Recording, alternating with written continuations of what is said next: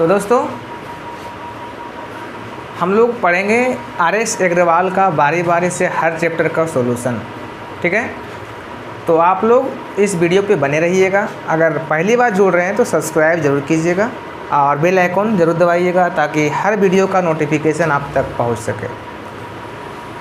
तो आज का फर्स्ट क्लास है और उस चैप्टर का नाम है रेशियो एंड प्रोपोर्शन, है ना। आर.एस. अग्रवाल क्लास 7 का सॉल्यूशन मैं देने जा रहा हूँ।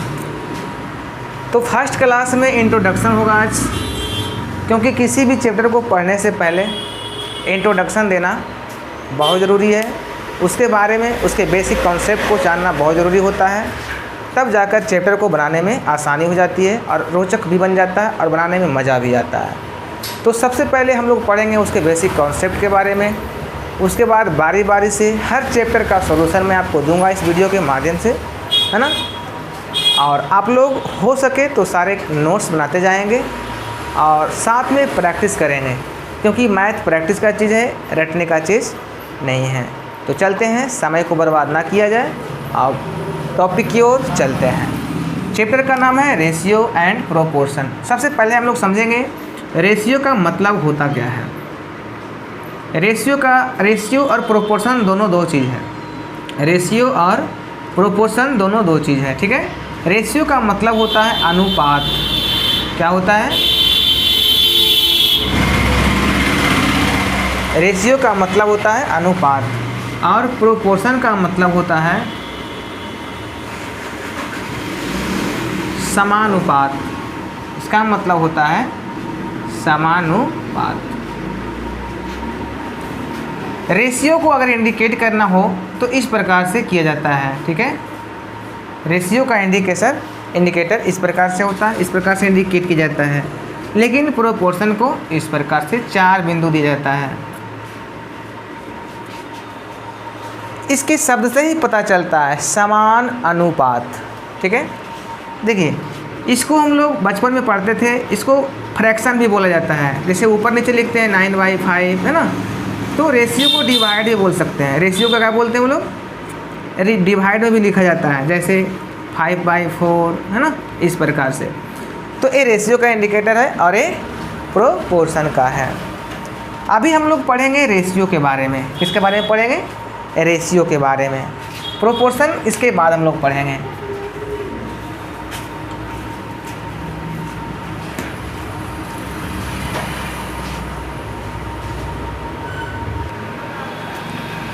देखिए, सबसे पहले इसको कई भागों में बांटा गया, 4 भागों में। पहला पार्ट है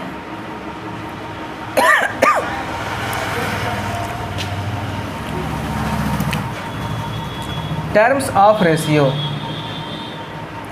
टर्म्स ऑफ रेशियो। दूसरा होता है property of ratio. Property of ratio. तीसरा है लोएस्ट टर्म इन रेशियो। और 4th नंबर है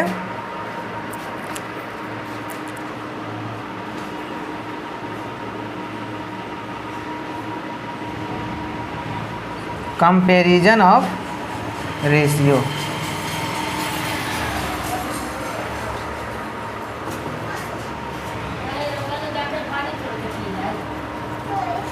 कंपैरिजन ऑफ रेशियो। तो रेशियो को इतने भागों में बांटा गया है। तो पहला है टर्म ऑफ रेशियो। रेशियो को कितने टर्म में बांटा गया उसके बारे में पढ़ना होता है, ठीक है। तो बारी बारी से इसको हम मिटाएंगे, क्योंकि स्पेस कम है ना। नीचे मिटाते हैं, फिर बारी बारी से लिखते जाएंगे। पहला पढ़ना है टर्म ऑफ रेशियो। ए क्या होता है? देखिए, इसको मान के चलिए ए और बी है, 2 रेशियो है। ए कोई संख्या है, मान के ए 2 है, चाहे यहाँ पर 3 है, इस प्रकार से लिखा जाता है, ठीक है। तो इसको बोलते हैं फर्स्ट टर्म। इसको क्या बोलते हैं? First term. इसको बोलते हैं सेकेंड टर्म या तो लास्ट टर्म। Last term. इसको क्या बोलते हैं? First term. और इसको क्या बोलते हैं? सेकंड वाला को लास्ट टर्म। फर्स्ट टर्म को हम लोग बोलते हैं एंटीसीडेंट। क्या बोलते हैं? Antecedent. ANTECEDENT, antecedent. Last term का दूसरा नाम है consequent. CONSEQUENT, consequent. Term of ratio कितने होते हैं? 2।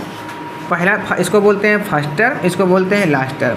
फर्स्ट टर्म का दूसरा नाम क्या है? एंटीसीडेंट। और सेकेंड टर्म का दूसरा नाम क्या है? कॉन्सिक्वेंट।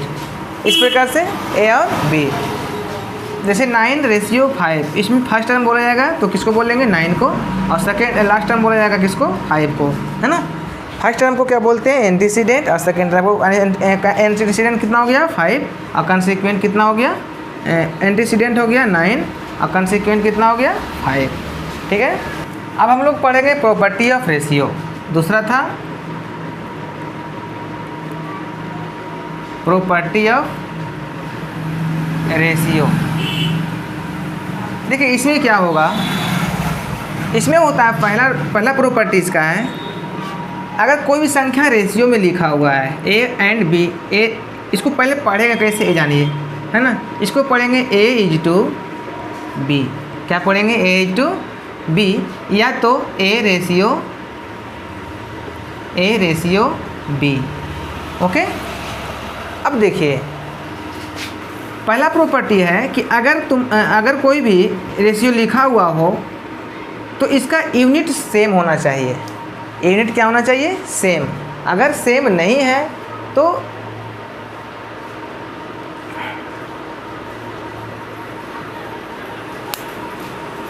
रेशियो सेम नहीं होगा।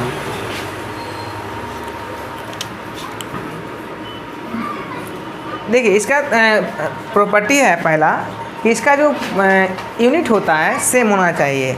जैसे A/B है, मान के चलिए अगर आपको 9 kg दे दिया और इधर दे दिया 9 ग्राम, ठीक है, 9 ग्राम। देखिए इसका यूनिट kg में है और इसका यूनिट क्या है? ग्राम में। तो आपको सबसे पहला काम क्या करना पड़ेगा? या तो इस ग्राम को kg में बदलना पड़ेगा तो फिर दोनों kg हो जाएगा, या तो फिर इस kg को ग्राम में बदलना पड़ेगा तो दोनों का यूनिट सेम हो जाएगा। अगर ऐसा नहीं कीजिएगा तो सॉल्यूशन करने में परेशानी होगी। ठीक है।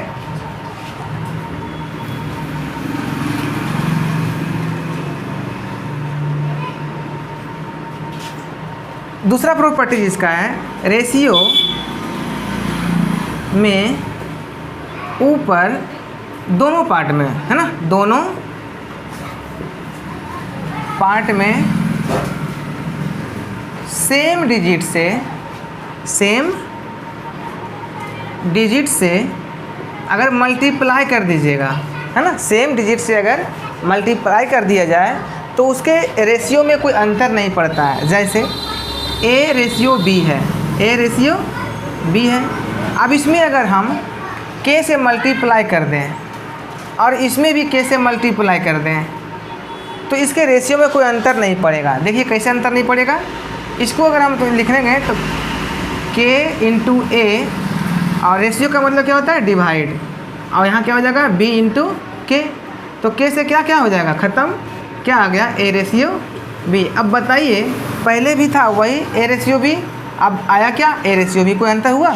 जैसे 5/4, 5/4 है ना। इसमें कोई संख्या से मल्टीप्लाई कीजिए, 5 और y4 इसको लिखेंगे। चलिए हम 4 से करते हैं, ऊपर भी तो अगर सेम डिजिट से करना है ऊपर भी और नीचे भी, और 4 से नीचे भी करेंगे तो 5 4 जा 20 और 4 4 जा 16, है ना। अब इसको मल्टीप्लाई कर दीजिए। अब काटिए इसको, लोएस्ट में लाइए तो 4 से काटेंगे तो 5 आएगा, अब 4 से काटेंगे तो 4 आएगा। क्या आ गया? 5/4। अब देखिए जितना था वही आ गया। तो सेम डिजिट से अगर किसी रेशियो में मल्टीप्लाई किया जाए तो उसके रेशियो में कोई डिफरेंस नहीं आता है। ठीक है, इसके रेशियो में कोई डिफरेंस नहीं आता है। ये सेकेंड प्रॉपर्टीज हुआ। मिटाते हैं इसको।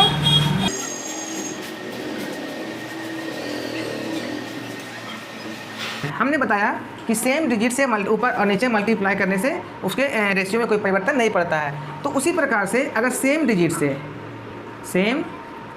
डिजिट से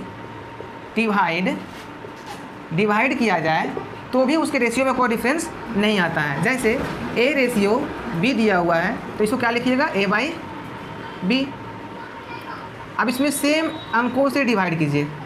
मान के चलिए हम के से डिवाइड करते हैं नीचे ऊपर, तो इसमें कोई अंतर नहीं आता है। क्यों नहीं अंतर आएगा वो देखिए। तो इसको क्या लिखिएगा, ए बाई के, इसका मतलब क्या होता है, डिवाइड। अब बी बाई के हो जाएगा, इसको सोल्व कीजिए। तो ए बाई के इंटू, जब डिवाइड होता है तो इसको उलट के मल्टीप्लाई लिखते हैं। अब बाद वाले फ्रैक्शन को क्या कर देते हैं, न्यूमरेटर को नीचे कर देते हैं, डिनोमिनेटर को ऊपर कर देते हैं। तो के बाई बी हो जाएगा, कट गया कैसे के, आ गया ए बाई बी। इसको रेशियो में लिखेंगे तो ए रेशियो बी। देखिए कोई डिफरेंस आया, ए रेशियो बी था, अभी ए रेशियो बी ही आया, तो कोई इसमें डिफरेंस नहीं आता है। तो रेशियो में अगर समान डिजिट से, है ना, न्यूमरेटर और डेनोमिनेटर में मल्टीप्लाई किया जाए तो उसके वैल्यू में, उसके रेशियो में कोई अंतर नहीं आता है। सेम डिजिट से अगर न्यूमरेटर और डेनोमिनेटर में डिवाइड किया जाए तो भी उसके रेशियो में कोई परिवर्तन नहीं आता है। अब हम लोग पढ़ेंगे लोएस्ट टर्म इन रेशियो। तीसरा था lowest term in ratio.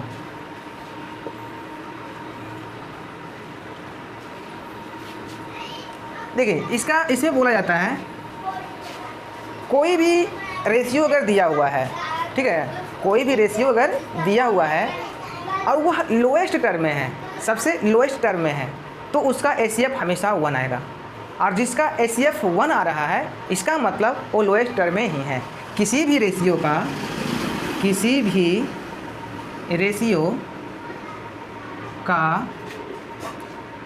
HCF यदि 1 आ रहा हो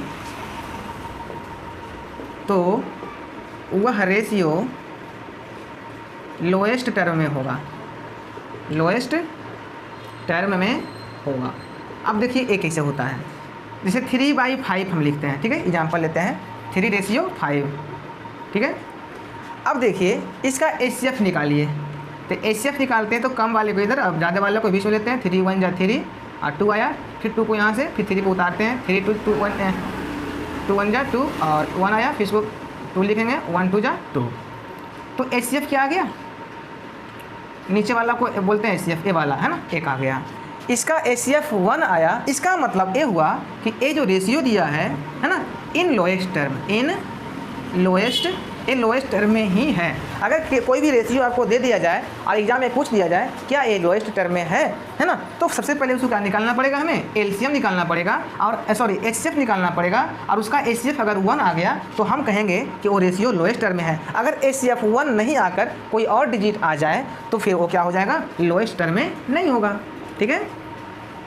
मिटाते हैं इसे। यदि किसी रेशियो का एचसीएफ, है ना, 1 आ जाए तो वह रेशियो लोएस्ट टर्म में होगा, ठीक है। उसके लिए हमें एचसीएफ निकालना पड़ेगा। अगर 1 आया तो लोएस्ट टर्म में, और अगर 1 नहीं आया तो लोएस्ट टर्म में नहीं होगा।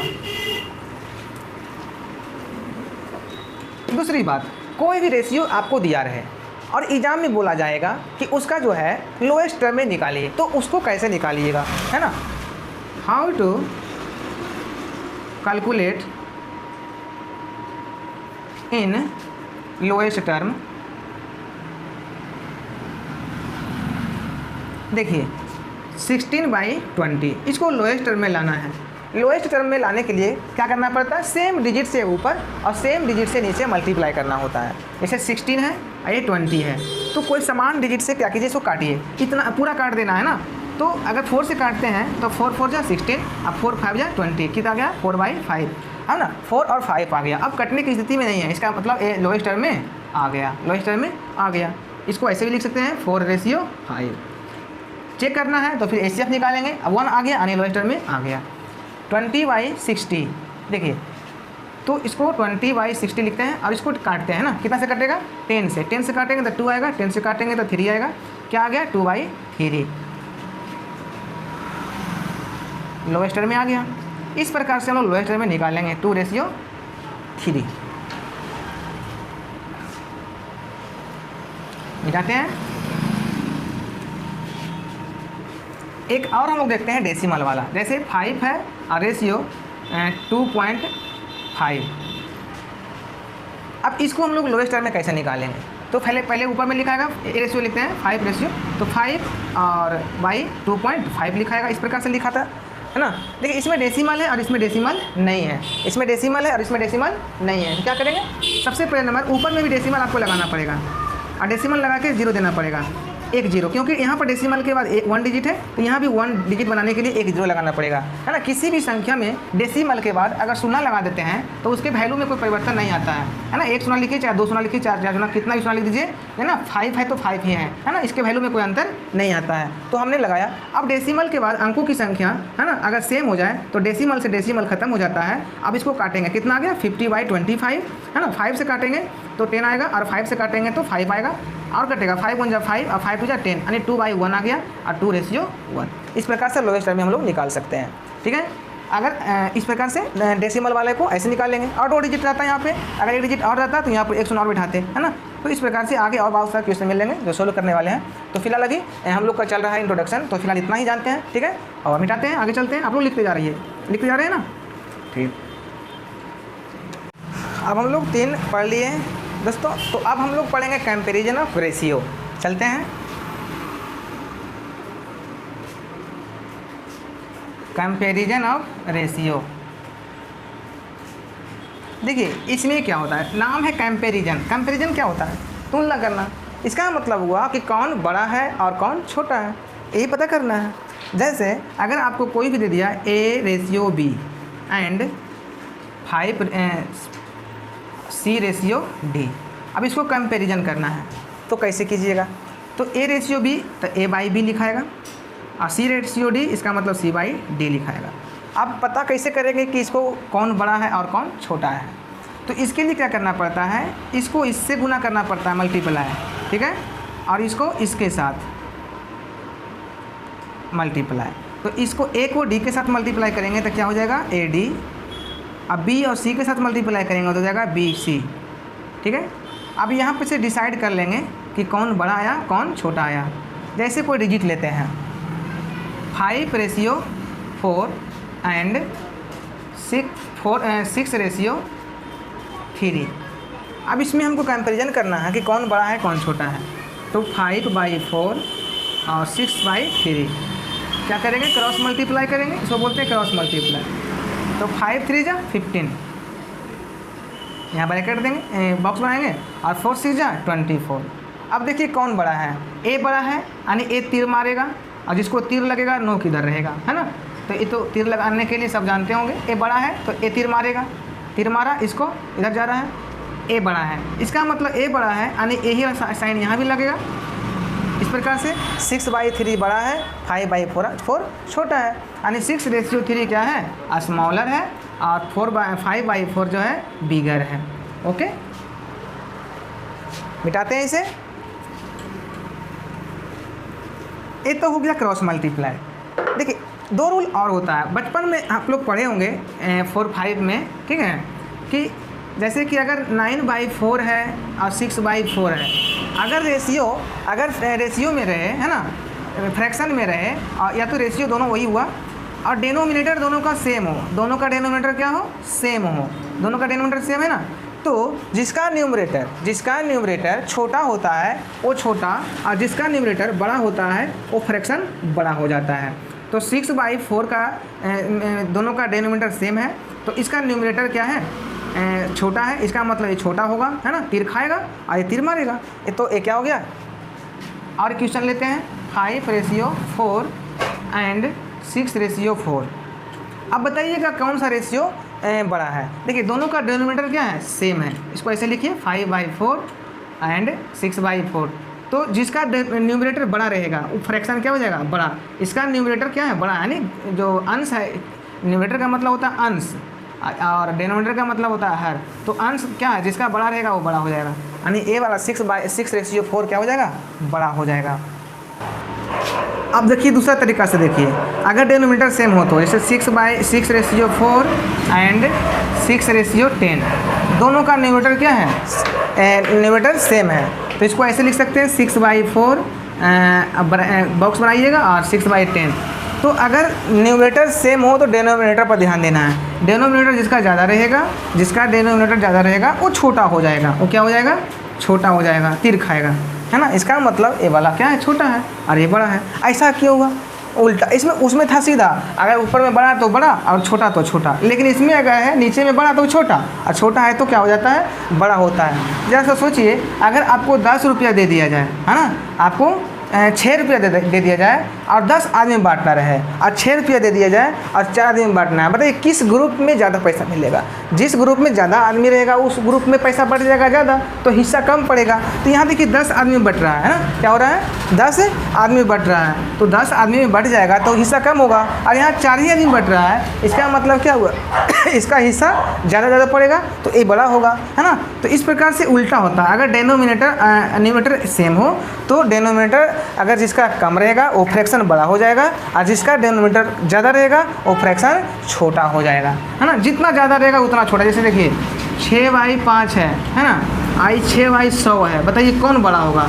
6/5 ना बड़ा होगा, क्योंकि 5 इसको 5 ही आदमी बांटा गया है, इसमें 100 आदमी बांट दिया गया है ना। 100 रुपया को 6 भागों में बांट दिया गया है। यहाँ 6 रुपया को 5 ही भागों में बांटा गया है, और ये जो 6 रुपया को है 100 आदमी में बांट दिया गया है। तो जितना आदमी बढ़ते जाएगा, है ना, जितना आदमी बढ़ते जाएगा उसका वैल्यू उतना कमते जाएगा, और जितना आदमी घटते जाएगा उसका वैल्यू उतना ही बढ़ते जाएगा, उसका पार्ट उतना ही बढ़ते जाएगा। अगर एक पार्ट है, अब देखिए अगर पूरे आदमी नहीं रहेगा तो छोटा भी मिल जाएगा, है ना। इस प्रकार से हम लोग सोल्व कर सकते हैं। अब अगर न्यूमरेटर और डिनोमिनेटर दोनों में से कोई भी सेम नहीं हो तो उसके लिए क्रॉस मल्टीप्लाई का यूज करते हैं, जो कि हम लोगों ने सबसे पहले ही पढ़ लिया।